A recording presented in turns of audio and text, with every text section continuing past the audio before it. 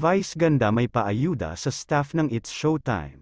Kaugnay nga sa suspension na haharapin ng It's Showtime sa loob ng 12 days ay malaking dagok ito sa mga hosts lalong-lalo na sa mga production staff ng programa, dahil ito lamang ang kanilang pinagkukunan ng hanap buhay, kahit papaano ay makakasurvive naman ang mga hosts ng show lalong-lalo na si Vice Ganda dahil hindi naman lingid sa atin kung gaano nakalayo ang narating ng unkabogable superstar.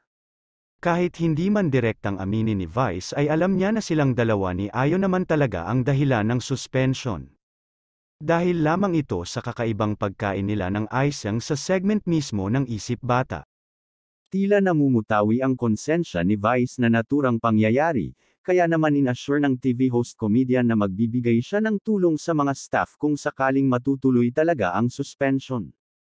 Kasalukuyang nilalaban pa ng management ang apila nila ukol sa issue at suspension. Simula noong September 4, 2023, ay inilabas ng MTRCB ang verdict nila at May 15 days na palugit upang iapila ng It's Showtime management ang desisyon ng MTRCB. Sa ganitong pangako ni Vice ay malaking tulong ito sa mawawalan na mga staff. Hindi rin biro kahit 12 days lang ay napakalaking bagay na rin ito sa mamumuong regular lang ang kita.